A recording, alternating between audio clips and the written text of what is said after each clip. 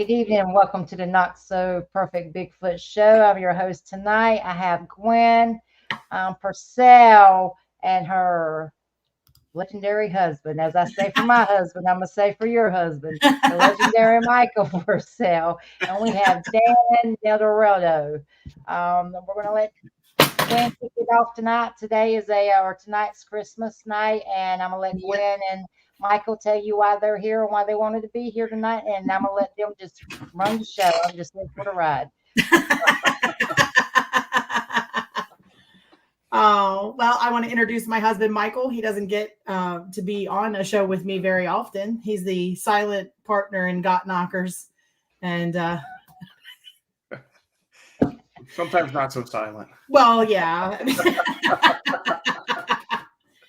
He gets a lot of looks too, don't he? Oh my gosh. When we're at festivals and he's the only one at the table and I'm like walking by or I'm coming back from somewhere, I hear him going, "It's my wife's brand," because he's afraid people think he's some Greco selling Got Knockers t-shirts. He doesn't look that scary though. So. He's like, "It's my wife's brand. It's woman owned. She came up with it herself." Like he goes through this whole thing, like to just convince people that he's not, a weirdo. A weird guy just selling t-shirts. Knockers. But we all wanted to get on here tonight because I know there's a lot of people that don't have families or friends to spend the holidays with, and we all weren't doing anything tonight. We decided to, hop on here and keep anybody company that wants to hop on with us and talk about whatever comes up. Well, I think I only have like 23 subscribers, so I don't think it's going to be a busy night. Well, let's get you to 50. It's okay. I'm just if someone's just going through the channels and they need some company tonight, I totally get it. And you went on some calls this week, which reminds you the importance of not forgetting your neighbor. Absolutely. And I want to, without going into details, I just want to say, thank you so much for what you do. Oh, thank you. Yeah, Micheal, thank you for putting up with her. I know that's a handful. A lot of alcohol. No, I'm kidding. I very rarely drink. Sometimes I wonder why I don't. We were not tonight, and I caught him staring at me, and I'm like, "What are you thinking?" He's like, "How lucky I am." And I turned around and I looked behind me and I said, "Who are you talking about?" Surely you don't mean how lucky you are to be stuck with me for the rest of your life. You guys have got some good chemistry. You really do. They got depressing real quick. I just don't understand, Micheal. Okay, Micheal. How can you be in the car and not see a Bigfoot go across the cornfield? Right? How does that happen? Clueless. I know she says, "Oh, I won't be able to see a naked lady." Trust me. I said a naked lady. I just want to see a naked Bigfoot. Like what? Where? Oh yeah. I don't know. I guess I was just too busy on just looking left and right and kind of just not paying attention. Then I'm like, all right, pull out. And You're doing what a good driver should do. Yeah, usually. Oh my God. I mean, if you ask her, a good driver and me don't go together. I mean, no. I have ninja-like skills when I drive. I get in the floorboard with my husband. If his friend says 50, we're talking about his truck, I'm in the floorboard. I'm like, I don't want to see it. So I get it. So when she come home, when she told you about it, were you shocked, or you're like, I didn't see that? Or woman, are you crazy? Well, I knew, because she always says, "You're going to think," I'm like, "You could stop that right now." I already know she's crazy, so there's no thinking. I kind of thought it was I forget where we were going, just maybe. I don't even remember where we were going either. And she was quiet, and you could see sometimes, her and that mouth don't shut up. She was quiet, and we were coming back home, and I'm like, "So what's wrong with you? You didn't, And then she's like, "I think I saw something," and I'm like, "What?" And I'm born and raised in Shamokin. It's like back in the day, it was for coal. So you had coal miners, you had bars and churches on every corner, And she's like, I think I saw a Bigfoot. And I'm like, get out, not by our house. And I'm like, and then she started doing research and she's like, well, there was some in Shamokin, there was some in Sunbury. I'm like, there were probably very tall, dirty coal miners just walking the street. And I was joking. But I know Gwen, I mean, are dating and stuff like that. She's not going to bullshit anybody. She tells you like it is, whether you like it or not. I mean, if you ask her a question, you better prepare to, either like it or love it. But regardless, if you like it, love it, or hate it, you're gonna deal with it. So I knew she didn't lie, and I'm like, okay. I'm like, are you sure? She's like, I think. She's like, this thing just crossed the field. I mean, we weren't at that stop sign long, because it's only two ways, left, right. If you went straight, you'd go into the upper part of that cornfield. She saw the Bigfoot in. And I'm like, okay. So she started doing research and everything. And then she started looking around, doing things. And then somehow she saw that Paul Bogdan and another Paul were doing a BFR expedition that year in September for her birthday. It was over her birthday weekend. And I'm like, yeah, I want to go. I'm like, okay. That was crazy. We have a camper, so I can work from home. So I took my laptop. I worked from the camper. We had two adult dogs, and we just got these two bloodhounds. And I'm like, this is going to be interesting, me with 4 dogs. And she did her thing. And like she says, this is how knockers got started. She admired some guy's knockers. I mean, that didn't quite happen like that. I think it was. I think Gwen knows a good set of knockers. There's nothing wrong with a little friendly competition there, Mike. That's right. So and then it was like, that was 21. And then last year started she waited till like January, late December, early January to get the trademark going. And we start finding like conferences to go to. We started with Dan Benoit's, the ECBRO one. And then we went to Tennessee and down to South Carolina. We went to Tennessee twice. Yep. North Carolina. North Carolina this year, yes, which was nice. Best day of my life. And so that's what Michael says too. So I was like, oh, so now we have Bigfoot season. Where we're going through everything. It's funny because I tell my boss that too when I give him my schedule for this. Like every month he comes to me and he says, so what days do you need off for January? And I go and I remind him that pretty soon it's going to be Bigfoot season. Yeah. That's good. You get a tag for it. So I have a question. It's Bigfoot season. You guys really hit the ground running, and you have got a radio show coming out now. You said that's going to launch in January. Yep. So let's get the backstory behind these two incredible people that he just embraced it. He's like, babe, I didn't see it, but I got you. You did. Yeah, well, Michael, I got thumbs up. On the husband meter, you're way down there. You're in the red. You're good, baby. You're good. Thank you. So I was just what, like she says, and her thought process and mine is the same. If,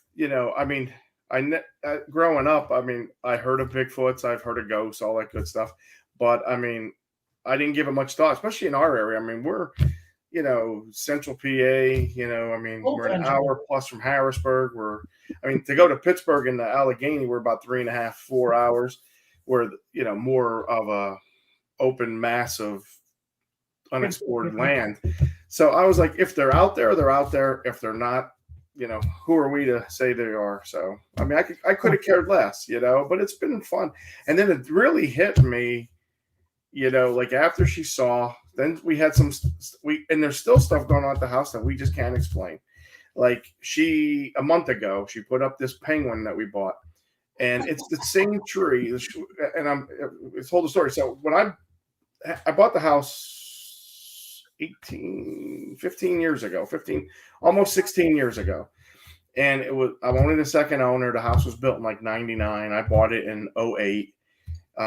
So I started doing landscaping, and I put a tree on each end of the house. Well, the one on the right side as you're coming into the driveway grows on an angle like, how is this? Like this, like on an angle. You get some pretty strong winds, so it blew. It's a healthy tree. It's probably maybe about that thick, but it's healthy. Until one day, if we get like 30 inches of snow, it might end up in the yard. But we had, let's see, that was 21. I think it was 21 when we had she heard the whistle. We heard something that sounded like metal coming off the house. And then it was April of 21, and we were coming home. We had a small dusting, and I let the dogs out, and she let the dogs out. They came running on that side of the house, so I just cut from the driveway over and noticed a branch about a couple inches thick just snapped off and parallel with the house. Now, what I thought was interesting in the daytime, first of all, I'm like, how did that break off? Because it's underneath the tree. We didn't get a lot of snow. There's just no explanation for a break. And then it's like, if it broke, why didn't it just fall and go parallel with the tree? Why is it parallel with the house? And it was actually away from the tree. Yeah, and it was away from the tree. It would have never landed like it did. So I don't. It was a crazy placement. Yeah. That was like so. Right. Yeah, and then that was April, and then like in the daytime, it was almost 8 feet tall in the air, and it was just snapped off.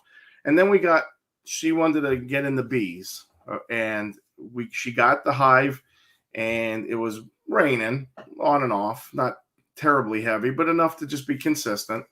And she was dealing with the bees on our sand mound side on the other side of our driveway, and I just start wandering around, and like all of a sudden I saw other trees. Like I just couldn't explain. Like there was a tree that was blown over and locked, like it was locked in. It was maybe this then another tree branch pushed back in. There was another one woven in behind it, and they were only thin. And then there was trees propped up that didn't make sense. And then it started like dawning on me, like, holy crap. Like I've watched the shows with her, and I was like, this is kind of weird. Yeah, I'm like, what's going on? Like, this is crazy, And then we just had it out. Like I said, about a month ago on that same tree, she was putting up a blow-up penguin, and there's a branch about that thick. It's an outside branch. It's an outside branch that snapped off and laid back in the tree. It would just fall on the ground, but this was actually shoved back into the tree. And it's sticking out. The broken end was sticking out. Like the tree, and then the branch sticks out about a foot or two facing away from the house, and what does that? I mean, like I said, when you know. Do you think it's just them being tricksters? I mean, just inquisitive. We would love to know. I always said this: if somebody is messing with us, please come forward because you're doing a great job. I mean, our ground is shell and hard, so to get a good footprint is not going to happen. I mean, even with a soaking rain, maybe with the grass, it's just too rocky. But just the fact that whoever's doing this is, doing a good job. On that same tree, we had a landscaper come and do like all boulder work for us because we had our patio extended. We couldn't figure out what we were going to use as a retaining wall because it went from a foot to 4 feet and back down to a foot. And I'm like, what can we do to make it look nice? So I found the guy and then this was September of 21. And he was like, he's like, I'll do all this. And he finally came that was 22. He came this year in February. But when we were talking to him back in September, I look over his shoulder and there was a branch about yay big, broke off and woven in between. And I stopped him. I called her over and he's like, oh, I could tell you what did that. And he's like, you see that? A beetle got in there and it started eating out the branch and killing it. I'm like, great. I'm like, that killed the branch, but why is the branch still woven in the tree? Did that beetle just kind of just like pick it up and then get bored too, So I wanted you guys.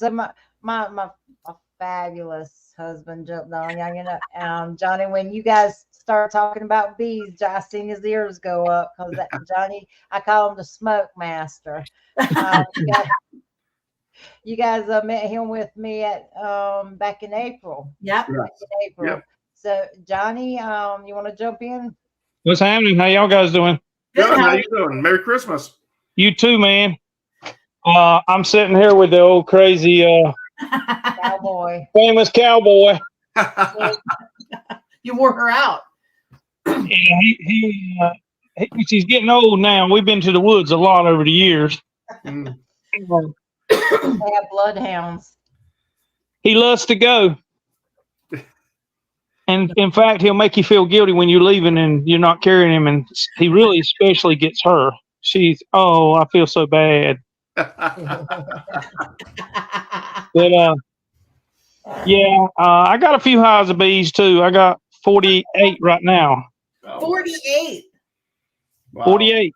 Geez, I have 2. That makes me. We look after the Bigfoot people now. You get a good discount. I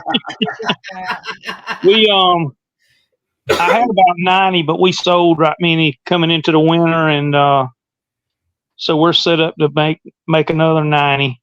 Oh my God. We can keep them alive. I've been feeding bees for 3 days, so we've been pumping food hard. Oh wow. Wow. Yeah. So how many hives you want to get? This will be the second winter that I'm trying to overwinter bees. I had 2 hives last year. I caught a swarm, and then I had bought a hive, and the swarm that I caught they were nasty. I should have never went, and I should have never taken them. They were so mean. It was incredible how mean these bees were. Like, I couldn't even put on my suit to go out there. They were like, "Oh, here she comes." They were just attack. So that hive actually died. Thank God. Yeah, thank God. I actually wasn't upset about it. I was like, "Oh, thank you, Jesus." The other hive was doing great all winter long. Like, I'd go out and I'd check, just to see if they were flying in and out or anything. And they were doing great. And then spring came and they were gone. And I was like, what the hell happened? So then I didn't have any. So then in the big tall hive that the aggressive bees, I don't know if they died or what happened, but a swarm moved in all on their own. Yep. So I got free bees, and then a girlfriend of mine had one of her beehives swarm, and I went and took those bees. So they're both doing well so far. Yeah, how cold does it get up there? It's been really nice, actually. I think Yeah. the coldest it's gotten has In been the like 30s. in the 30s. Well, that's not bad. No, it's not been bad. So Can I change the channel for a minute before I Sure. forget my question? Michael, where Yeah. did you think the golf balls come from? Yeah. I can't. Uh-huh. That is interesting because I can't explain. I know she says the golf course is a couple miles down the road. But 2.4, exactly. But I do know my neighbor in front of us to the right. So when you come into our house, we have a house that we share a driveway with, and then next to us on the way out on the right is a house. And every now and then I would find him hitting golf balls onto my sand mound side, which sometimes he doesn't retrieve them, and then it's a pain in the ass when I'm mowing my grass and I see a golf ball. But now, for him to drive that golf ball from where he lives to like in that yard, I mean, you're probably talking 500 yards or more.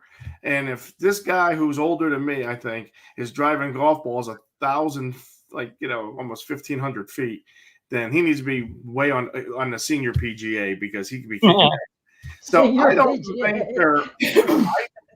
If anything, I would say they're ones that are probably left into the woods, and if they're gathered, I'm sure he was hitting golf balls before I moved in. Now I haven't seen him in a couple of years hit some golf balls, but I've seen him because I would hear something come through the trees, and I was like, "Yep, there's Vince hitting golf balls."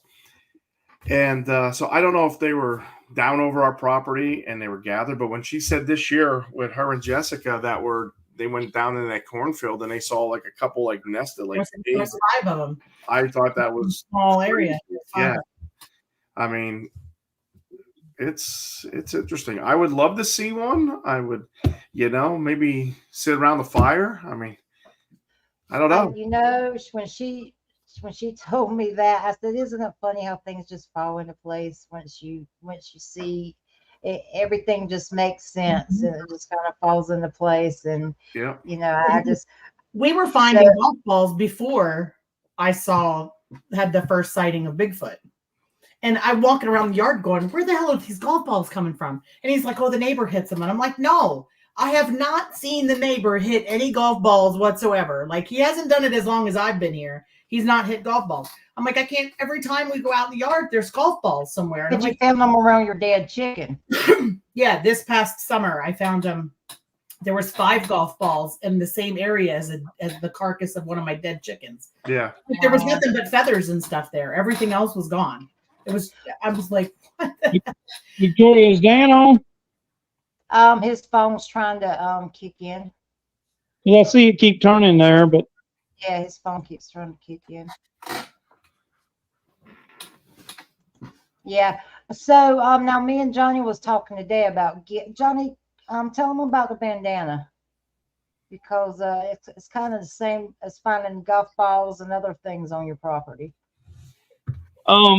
she's going to be doing some shorts. We've been going to a place that is really producing a whole lot of stuff from orbs that we're getting videos of, and so me and a fella who goes with us named Lynn.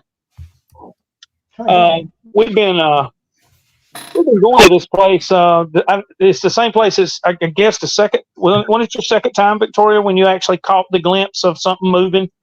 Oh, I'm sorry. My mascara's running because they were making me laugh. There's shame on them.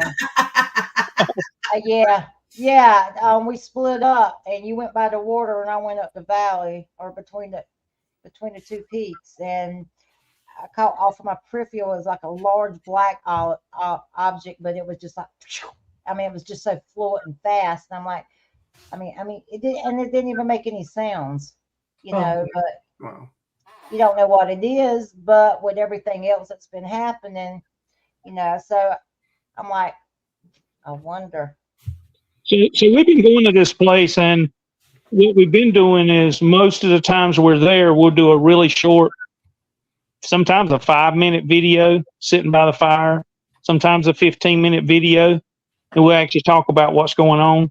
So she's going to start throwing some shorts on here, but what she's talking about with the bandana was we went a few times, and Terry Wendell went with us, and we had 2 recorders going, and we had some kind of infrasound interference that was actually coming on the recorder. So when Terry checked the other recorder, both recorders had the interference at the same place.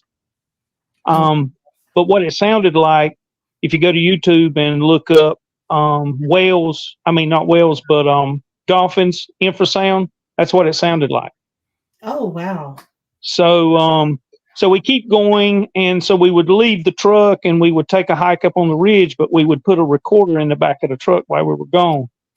So when we get back and we play the recorder back, it sounds like something's moving stuff around in the back of my truck.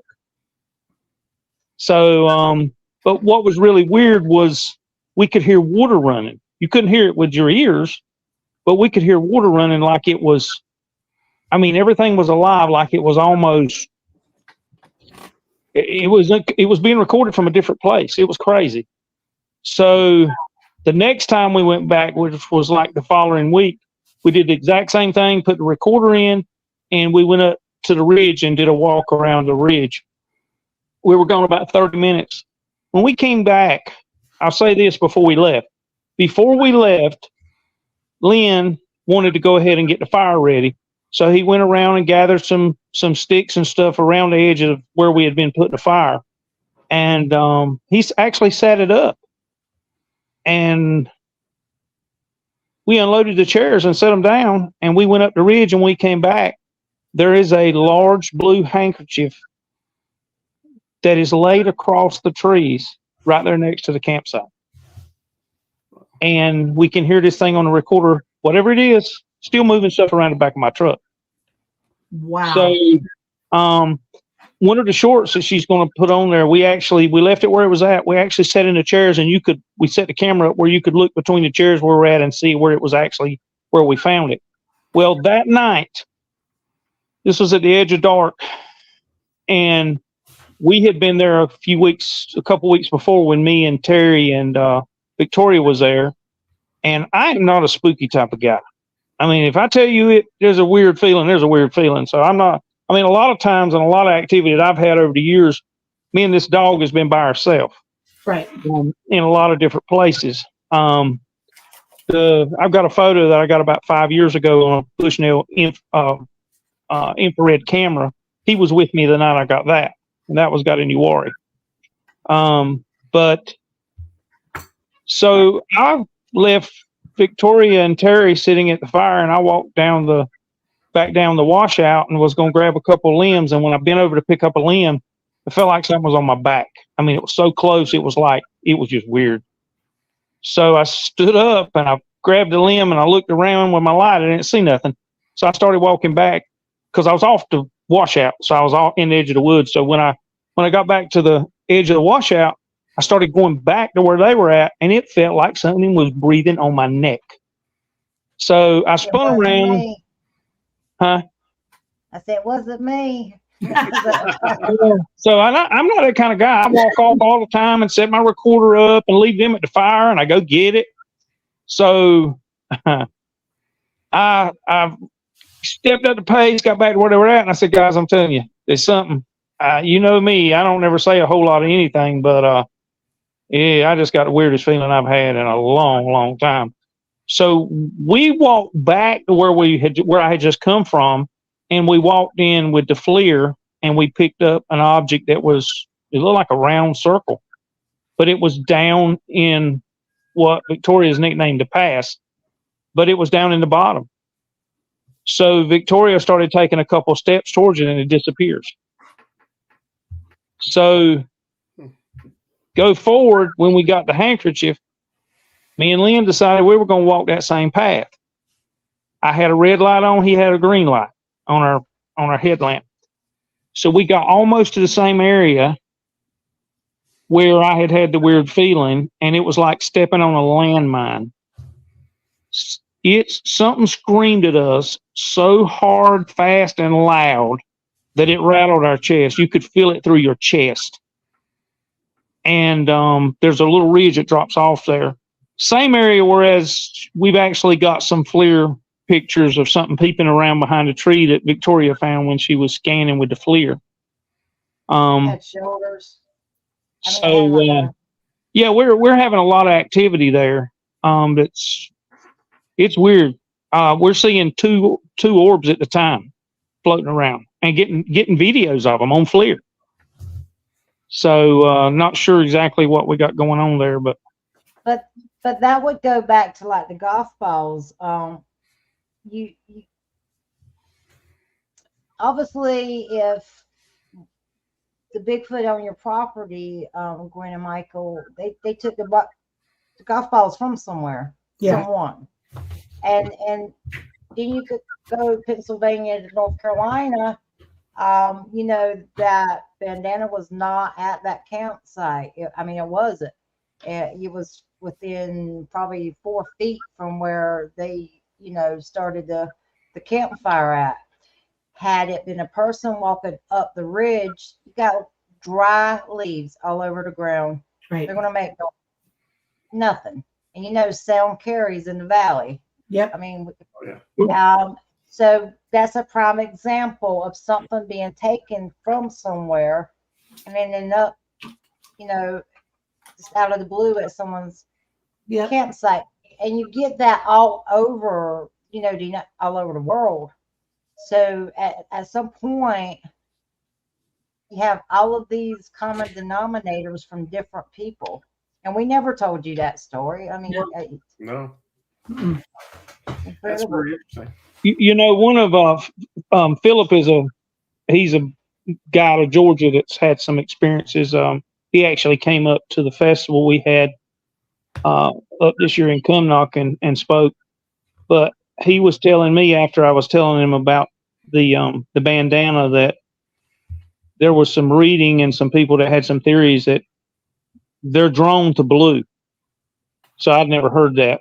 But anyway, this was not a totally clean handkerchief, but it was not messed up, and there's nobody around there. There's nothing. We've never seen anybody in there. It's not close to campsites. There's no campsites that's close by. It's an area that we just found this past spring, trying to get away from the crowds, because you just a lot of people like to be where the crowds is at. I don't like to be where the crowds is at because most of the activity I ever got, it's somewhere away from the crowds. Not saying they don't slip up there in the middle of the night, just like they would at some of the campgrounds. Right. But it's just not as personable. Because what we found was the more you go, the more they get familiar, just like you around your house. The more you go, the more familiar they get with you. They know your vehicle. They know what it sounds like. They know what your voice sounds like. And we're definitely not there to hurt them. And now we're not going to get hurt. I'll add that. But we're not there to hurt them. We'd rather sit down and chat with them if they'd let us. But right. Yeah, that's how we are. We don't want to hurt them. We don't want to get hurt. I mean, when she had some folks over and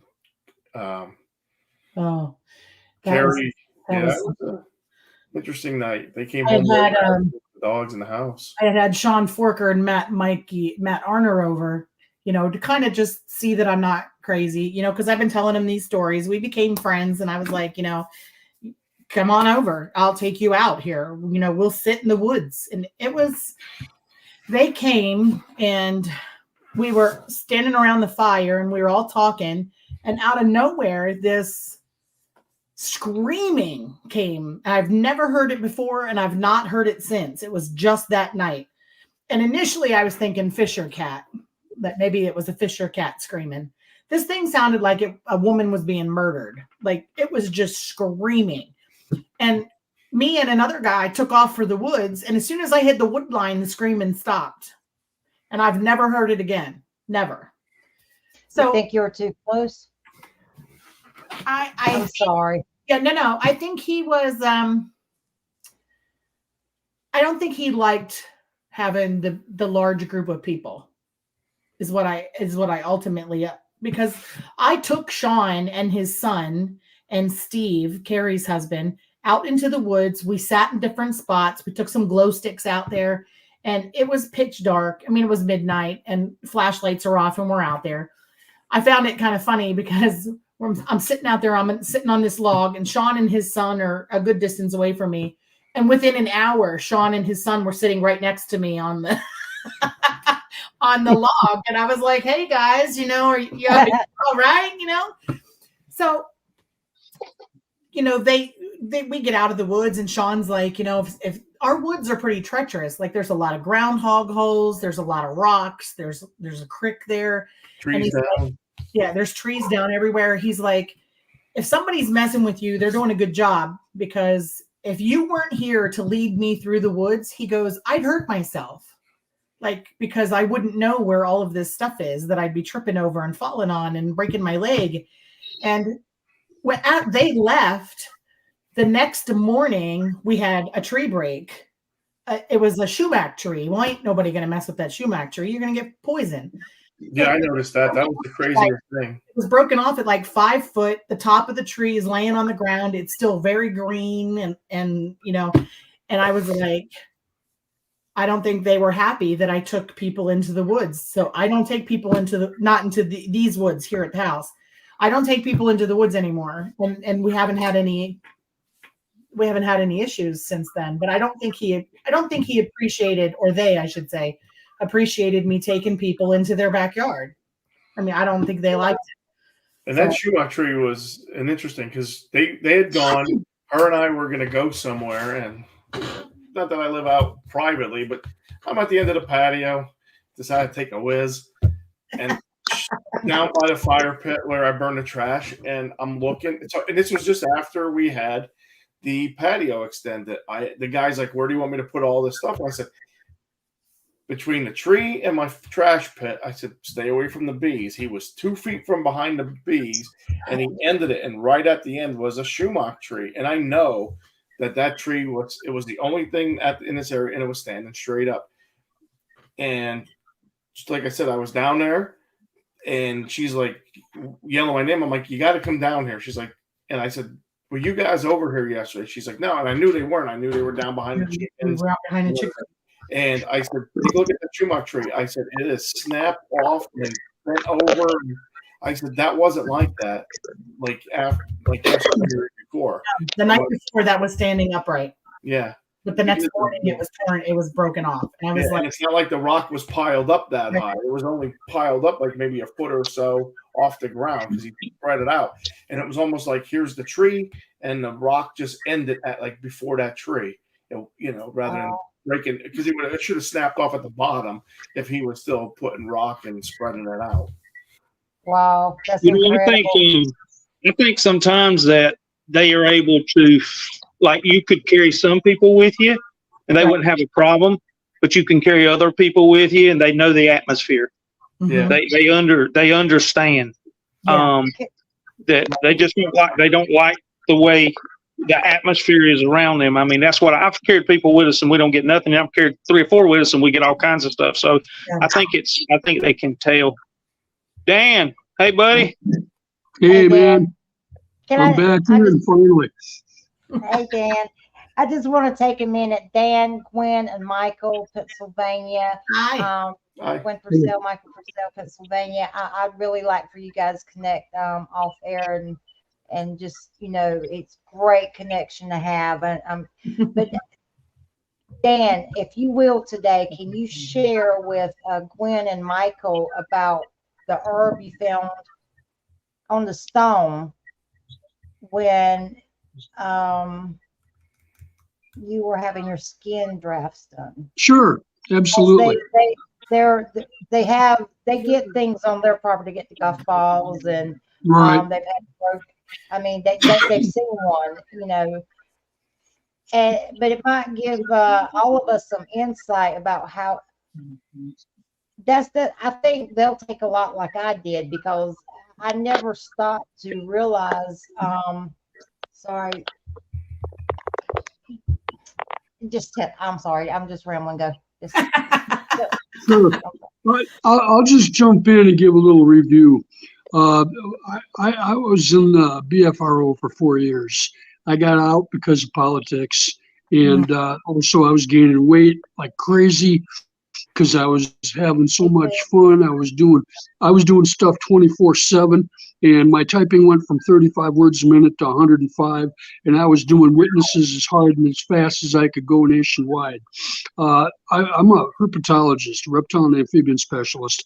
Also worked as a biologist, and I'm a wildlife photographer, so I'm interested in all this stuff. Anything that sucks air, I want a picture of. So, and I do have an interesting sense of humor also. So I'm appreciating every word you all are saying. And I worked for the National Wildlife Federation in environmental education in Hendersonville, North Carolina, back in the late 70s, by the way. So I'm an old dude, but I'm still acting like I'm 18, so I apologize for that. Next thing I'm going to say is we got a property here in southwestern Wisconsin. I started monitoring. It started out as a rattlesnake problem. Couldn't find any, but she had cougar and black bear activity.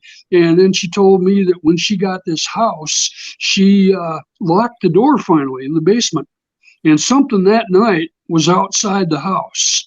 And it screamed bloody murder for 15 minutes. She was captivated in her bed for 5 full minutes, just shaking of fear because of these skull-splitting screams. She was afraid this thing was going to come through the wall, the window, the door. And finally, she moves to the kitchen with her 2 dogs and just sits and shakes while this thing is just thunder screaming, and just rodents are coming up through the floorboards and are having trouble walking, disoriented movement. Anyway, so I thought, after hearing this, I'm onto something.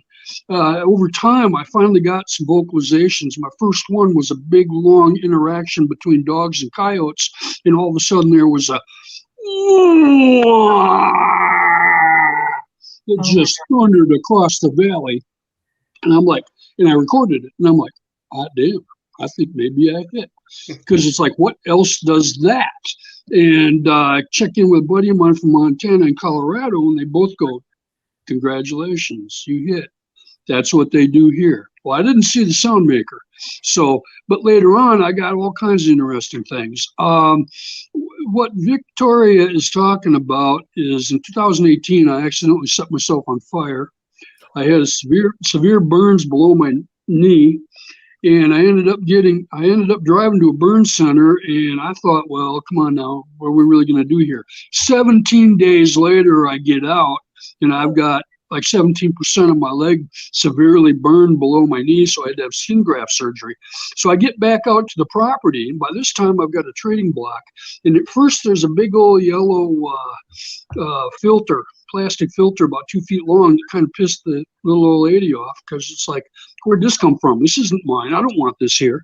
So rather than get a fingerprint sample, she picks it up and puts it on my truck, of course, to get rid of it. A couple days later, I get burdock. And the burdock the root is ripped off. And of course, I'm curious. I'm a biologist. I want to know why. What's the medicinal aspect of this plant?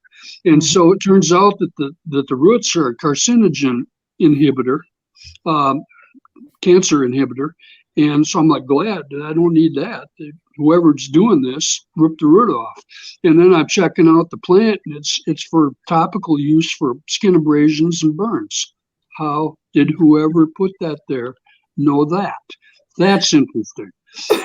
We had all kinds of interesting things going on, like statues being moved, tables being pushed up against the tree, against the house.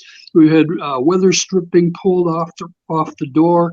We've had vocalizations that act like mammals, that sound like birds.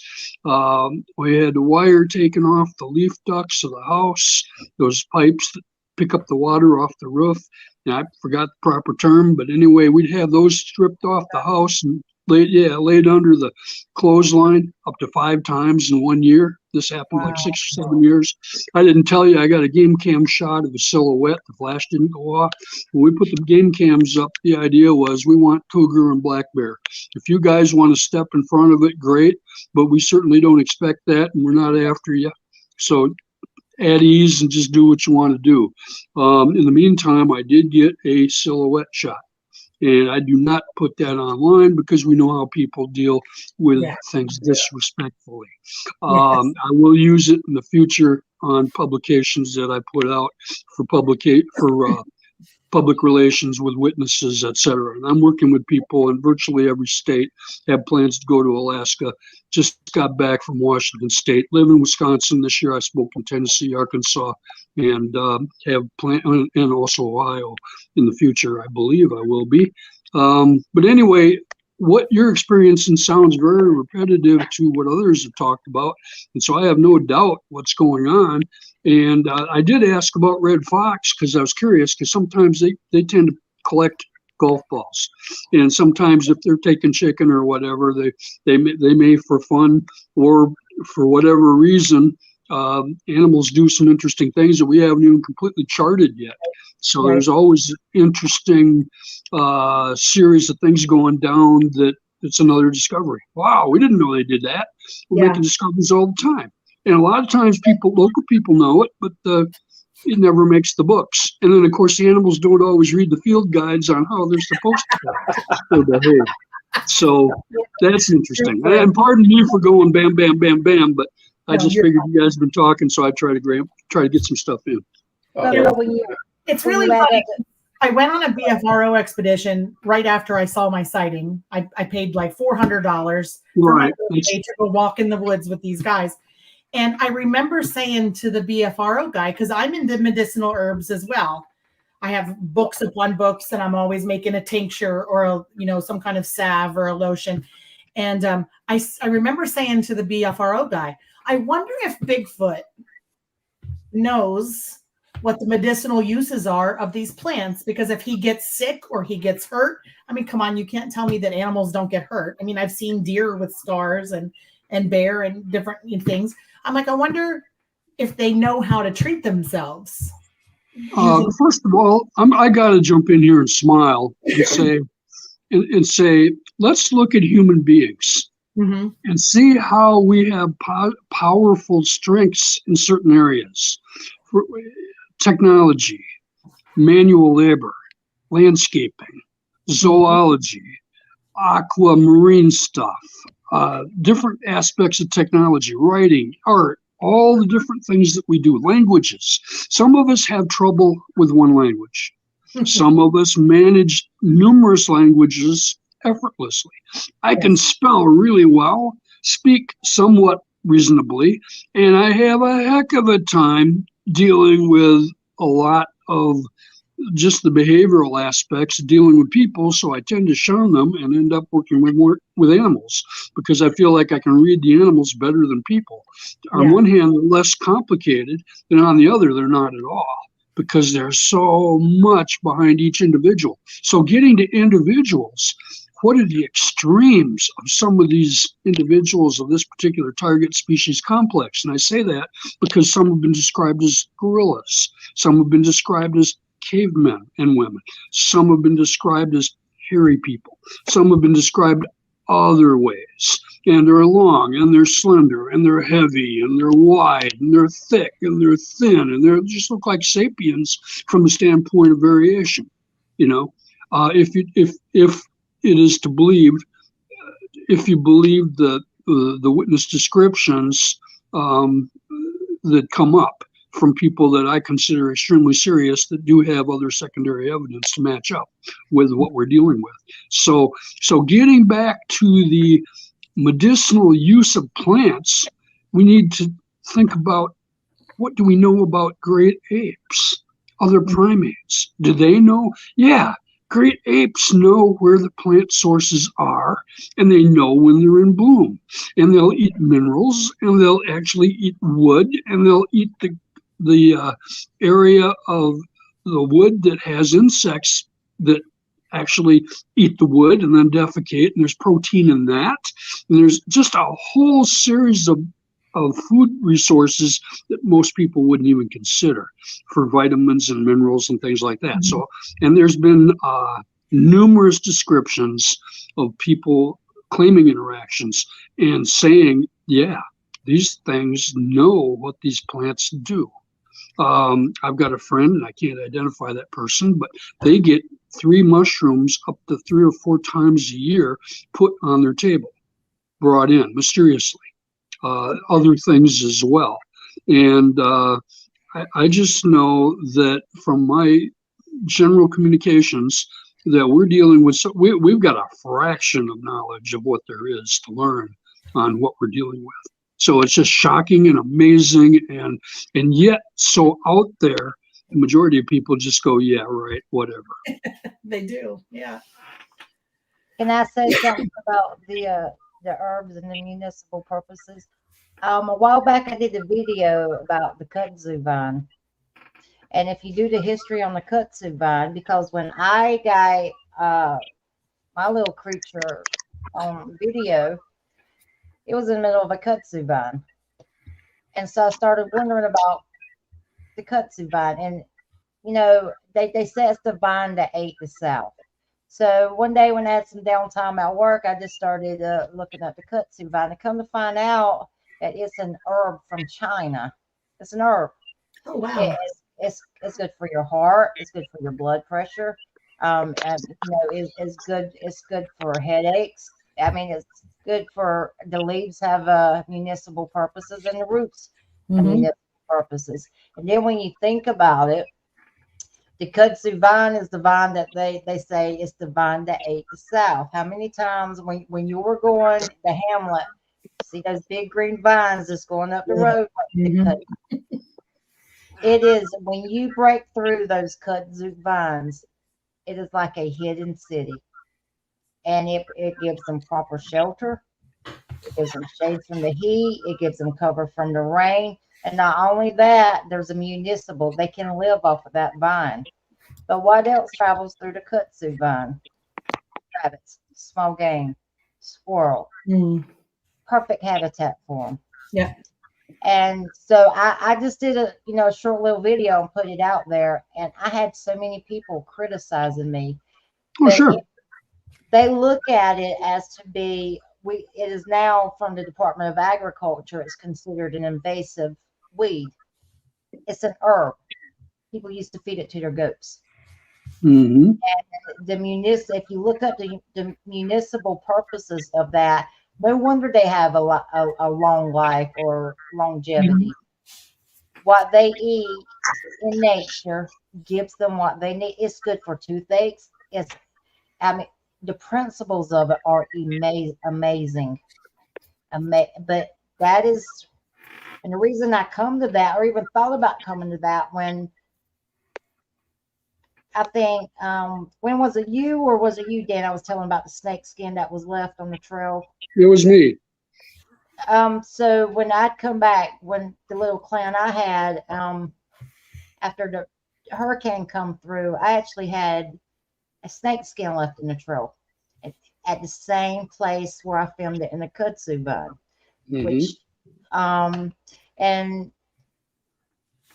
I knew the snake skin weren't there. It just, the hurricane had just passed. It was I was watching where I was stepping. I do my stuff in the swamp, and I told you, my husband does it in the mountains. But everywhere I was putting the placement of my step, I wasn't wearing my snake boots. It was ate up with, especially when a hurricane comes through and there's so many trees and the configuration of the land. What I realized was when the water had come and just killed it all back.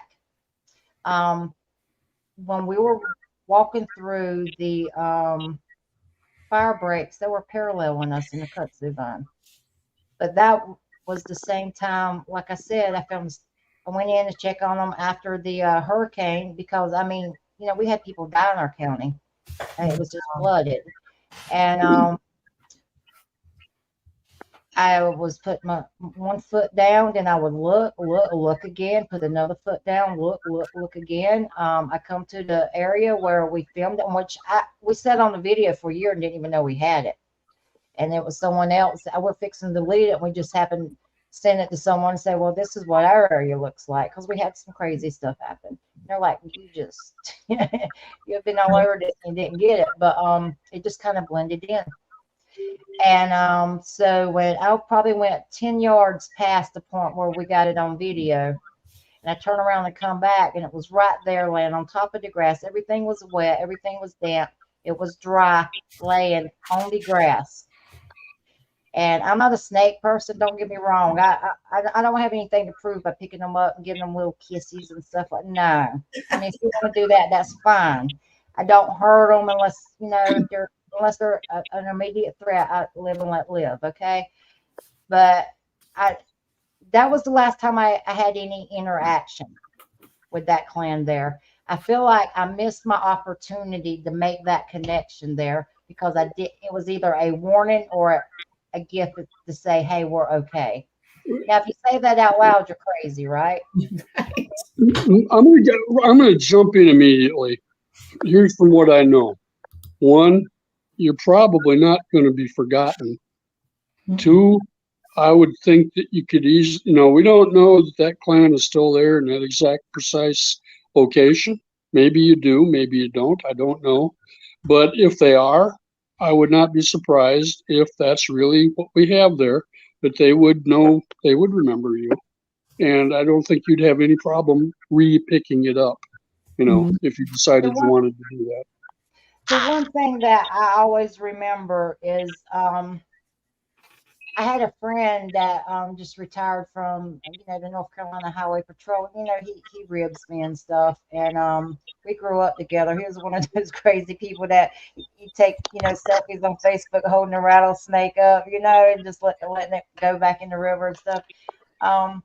But he told me, he always ribbed me about, my experiences, and, because we all grew up in the same area. But, he called me and he told me, he says, Victoria, he says, I got to tell you. He says, when the hurricane was coming through, this was Matthew, and it was pretty bad.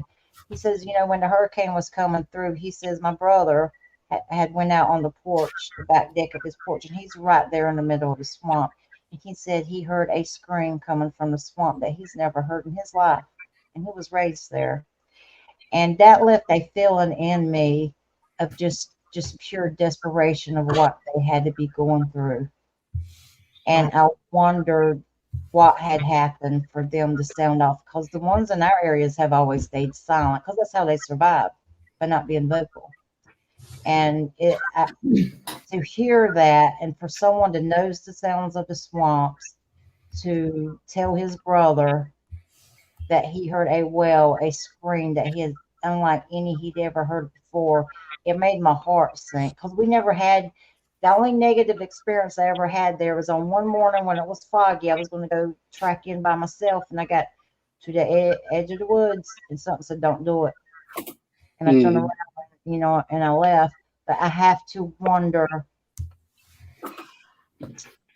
I just have no words for how I felt when I heard that. It was almost. I think I really feel like I blew an opportunity to grow and study them by not picking up that snake skin. But it caught me so off guard because I was watching the ground. Because the sister ain't about to be bit by a snake. No. Negative Ghost Rider. No. My response is simply, I think you can easily go back to the area and just repick up where you were if you want to. That's my thoughts. I think we're dealing with something incredibly intelligent, and they read us, as you had talked about earlier. They read us very well, and they have certain likes and dislikes. They have different levels of comfort. They have different levels of nervousness, and they seem to be available to certain people more than others. And so it's just an interesting opportunity for all of us to learn more when we feel comfortable enough to do it. Johnny, did you have anything you wanted to add to that? Any, like going back into areas and them getting familiar with you? Well, most of the time, areas that we went to more than one time, and we used to go to some of these areas weekly, then the more you go, the more activity it seems like you get. Like they know you're coming. Of course, we usually just, as you know, we cook out, man. We're gonna eat while we're there, and they're comfortable. We just act normal. We're not, and I'm sure Dan and the rest of y'all agree. We're not hunting. We're acting normal. I mean, we're there. I think that the people who go in hunt mode, they know that mode. They know that stance. They know what they look like when they're hunting, and that's just not the way you do it. We just go in and act normal. We hike. We look at the water. We look at rocks. We look at fancy trees. I mean, we just act normal. I agree with what Dan said. I think that most of the time you can go back to an area, and that doesn't mean you may not get something the first time you go back. You may have to go back a couple of times because sometimes you go and you don't get any activity at all. They may not be there.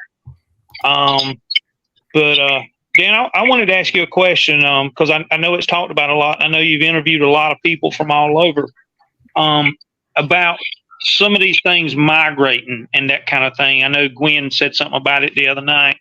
So, and you've interviewed people and been all over. What's your opinion on that?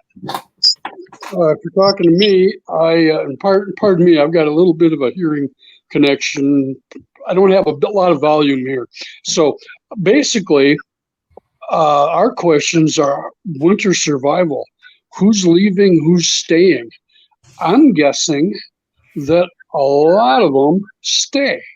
And there isn't a lot of migration. But when you get into the mountains and you get into resources, a lot of the local researchers are telling me that they're coming down the mountain or they're going up the mountain, depending upon the season, and they're following the big game. I don't know that they all do that.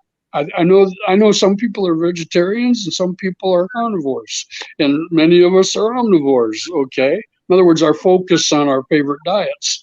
And environmentally, there would be different types of sustenance available for them.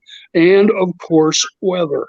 And now we're warmed up. We were 50 today in Wisconsin. Last year at this time, we were 22. Quite often we're at 0, but yet we get tracks in snow. We've had tracks at minus 37 degree nights. Wow. Where the tracks come out of the woods through the snow, go through somebody's yard and turn around and go back. Size of the tracks, anywhere between 10 and 17 inches, typically. Rarely outside of those, sometimes 8. We got 8-inch tracks in one of my counties here near where I live.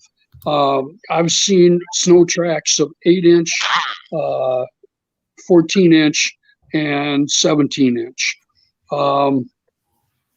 And by the way, my phone is down to about, I guess, 15%. So I don't know how long I'll be with you, but I should be a while yet. Mine's at 12, so there we go. There we go. But something amazing to me now is the state of Illinois, which has got a lot of streams. But what's the big resource in Illinois? Cornfields. What's up with the cornfield? Well, that's instant. That's instant calories. But what else?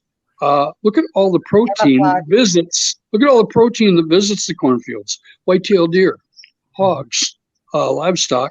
Also raccoons, which is the universal protein species from Florida all over eastern half of the United States. So there's food all over for everybody, whether it's feral cats or fish or roadkill or whatever. We're guessing that they're probably focusing on where I live. It's hillsides. We got river bluffs. It's called the driftless area.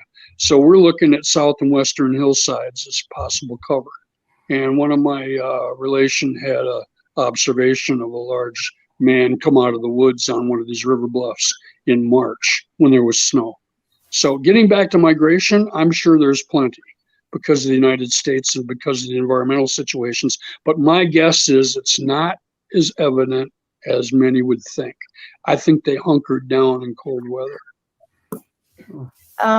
Dan, I was wondering if maybe Micheal and Gwen, you guys don't mind, I would like to exchange information. Make sure you guys. Sure. Absolutely. So, Micheal, is there anything you want to share, or anything you want to ask Dan, or anything you want to put out there? I know we're going on an hour, and you guys have been so. Thank you so much for the time you gave. I find it. Oh no, I'm just fascinated by everything and hearing all the stories.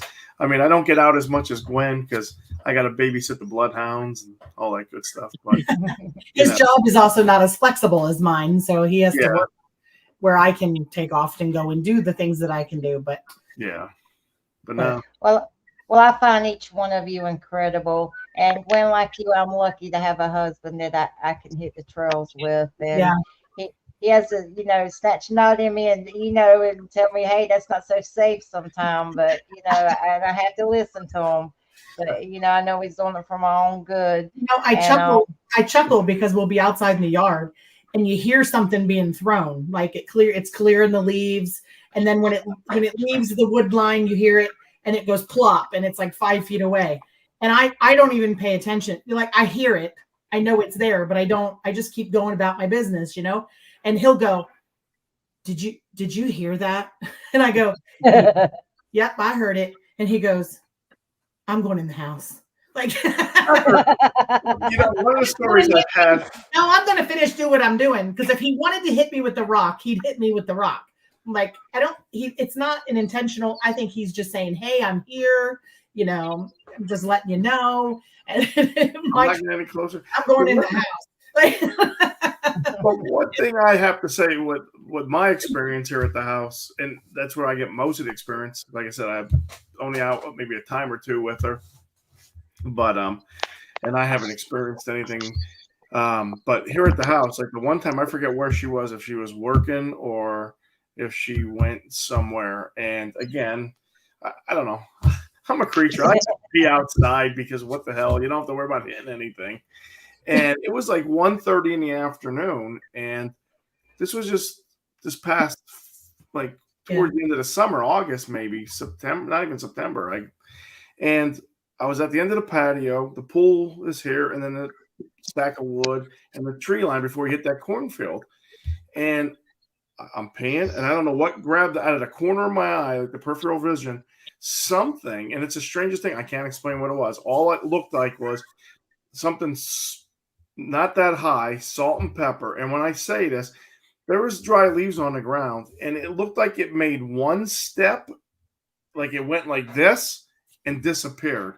Because and I'm like, what the hell did I just see? I mean, I saw something. It looked like something in the woods.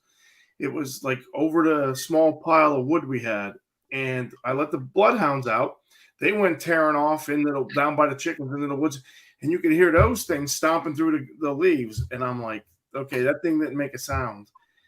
It makes you just enough to make you question your sanity. Yeah, like what was that? Yeah, yeah. And then we had pool issues all summer long. We couldn't get we had problems with the pipes, and when I had the boulders put on, I think he cracked both of them.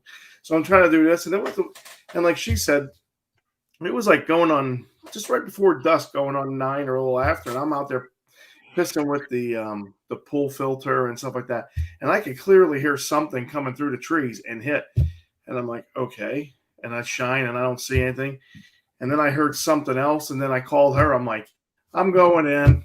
I said, I'm out here by the, and then it was a couple days later, she was off. It was about the same time of night. We were doing something with the pool filter, and something came, and I'm like, that's what I heard the other night. It was like something just coming through and then landed on top of the metal roof of the chicken. Wow. Yeah. So just to tie things down, because some of us have to go to work tomorrow and holidays.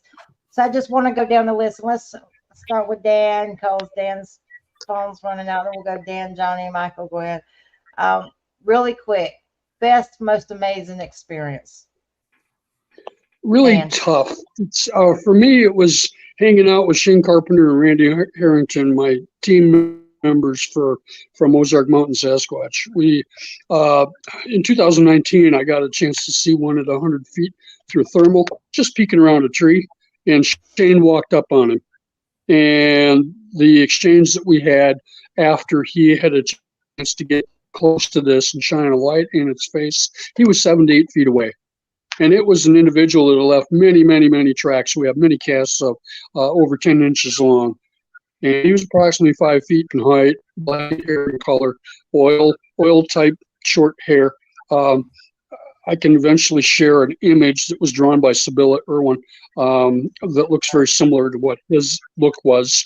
And they came into camp that night afterwards. And Shane had a rock thrown at him. The individual did not hit him, and there was tooth chattering.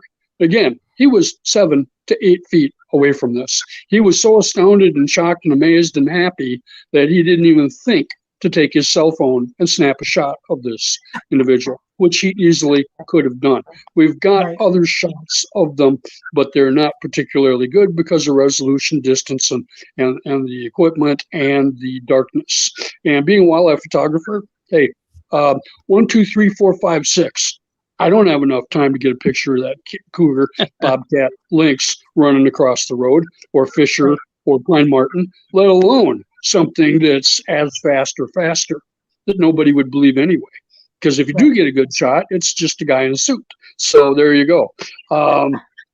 That's one of my best ones. They did come into camp that night, and they went through the second night, they went through all the material. They ended up zipping the medic bag open and shut 17 times, and then you heard the cooler shut on the recorder. We checked the cooler. They appropriately took 6 monster cappuccinos. That's hard. That's hardcore right there. All right, Johnny. Probably the best experience I've had was the night I got my photo. Me and Lazy Tail here, Cowboy, my buddy. We were in Uwharrie, and I've been out with a lot of different researchers over the time, and they'd always talked about seeing lights and having explosions of light. I'd never had that happen, and I didn't think they were crazy. I just never had it happen. And the night that I got the photo, I did have an explosion of light. It was about 2 foot off the ground, 30, 40 feet from me, and it lit the entire canopy of the trees up. And this was in February. It was cold. I had insulated coveralls on. I was sitting in a lounge chair in the dark down below a campsite. So from the point that the light exploded to the point of me getting ready to say, you know what, because Cowboy was ready to go. He was raising a fit, and I made him stay. But I could hear him moving, but I couldn't see him. I could not get him in the viewfinder, so I just started snapping pictures. And the picture that I have is the one that the only one I got of all that. But it was with a Bushnell night vision camera. That's probably the wildest time. About they run me out. They got so close to me, and they were getting around the only one path I had to get out of there. So Cowboy said, "Let's go," and I said, "Okay." So we left. But that, you get a lot of experiences here and there. But that was probably they were there. They were close. They were doing rock claps. You could hear the rocks being clapped together. And they were tossing rocks. I had a video recorder going, and you could hear the rocks come through the trees and hit at the recorder. And I was by myself, so I don't do as much of that as I used to. I don't know where I just got older and wiser, but I try to go with people more and not go as deep as I used to. I guess it's just wisdom, when you see so much, and like we got screamed at the other night, it just kind of messes with you a little bit. And I've been around the block now. I've been a policeman for a long time. I've kicked indoors. I've done it all, but it's a different world when you get that feeling and you're in there and you just know, like Victoria says, that you know. And so, I think that would be one of my best stories. Michael. Well, I don't have that good a one. Then seeing the stuff at the house, and then I remember the one night, I forget, it was like 12:30 or 1:30. I was letting the dogs out, and I heard a howl, and I woke her up. I'm like, I know she was going to work the next day. I'm like, you got to come out here. And in the distance, you could hear her. She's like, that's exactly what the morning she was going to work.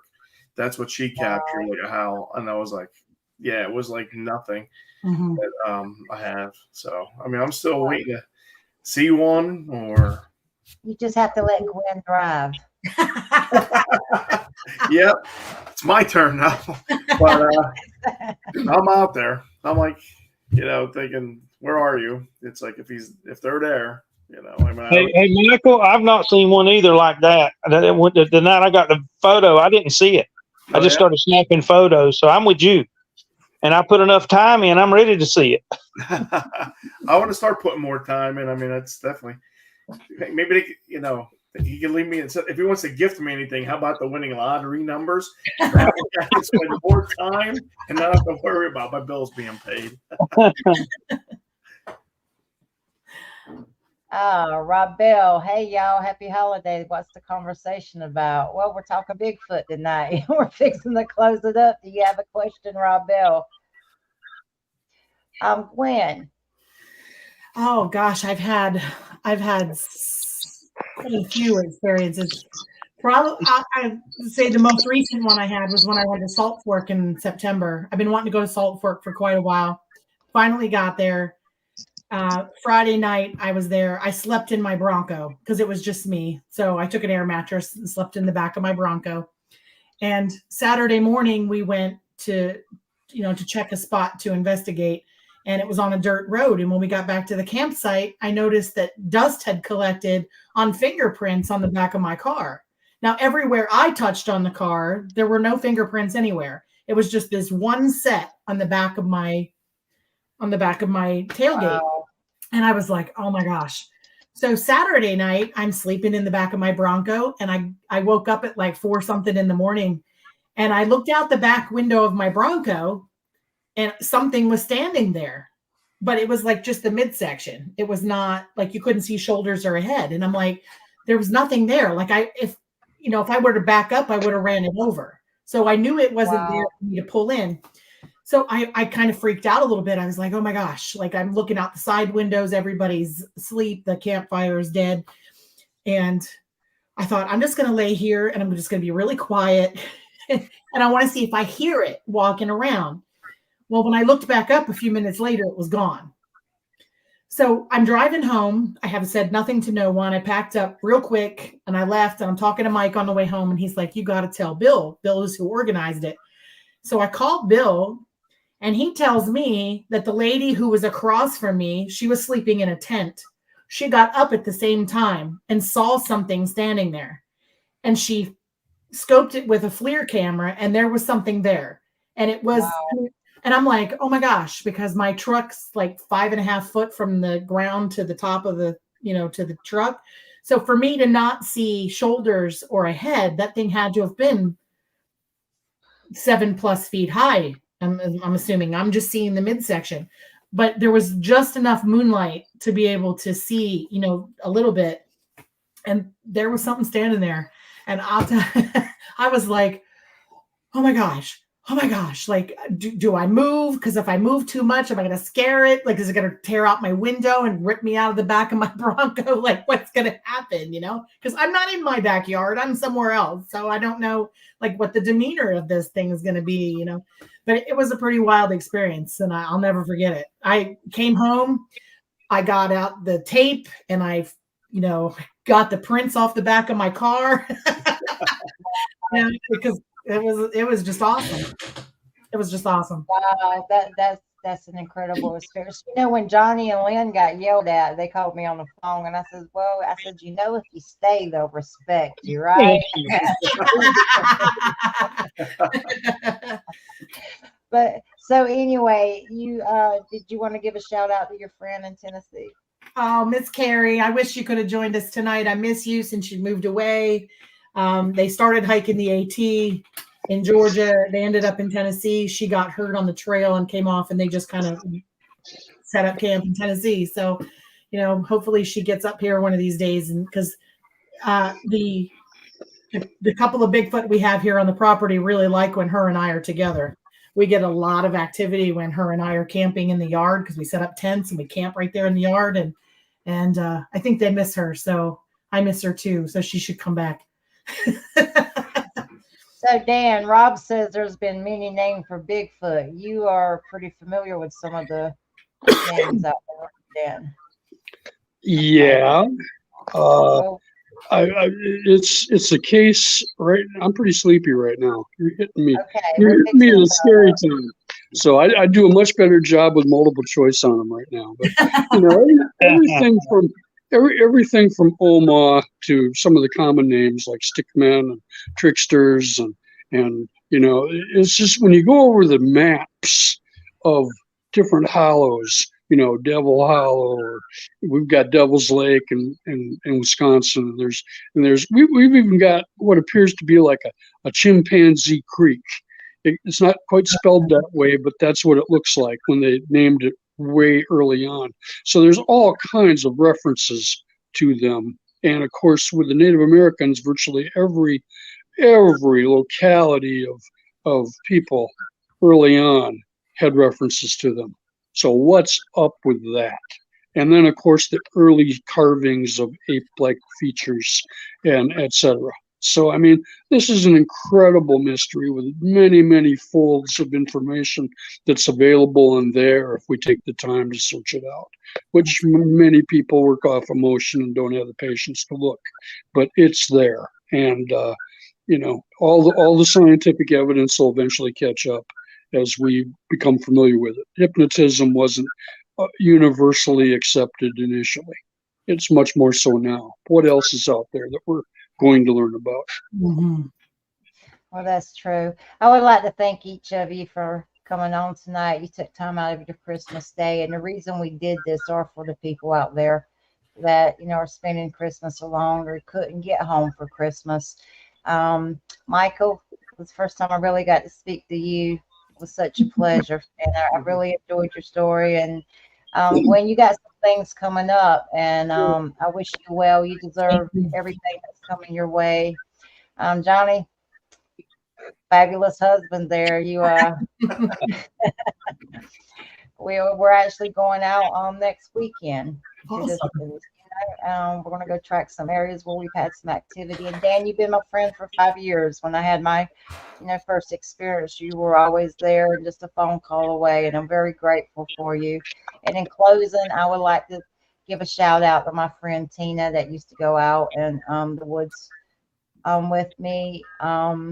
This is first Christmas she spent without her mother, and she's had a really hard Christmas. And if she's listening, Tina, I love you. And I hope it gets easier. And I'd just like to say Merry Christmas to each of you. Thank you. Thank you. Merry Christmas. Merry Christmas. You. Merry Christmas, and quite an honor to be here. Thank you. Yeah, nice meeting you, Dan. All right. Bye-bye, guys. Bye. Bye.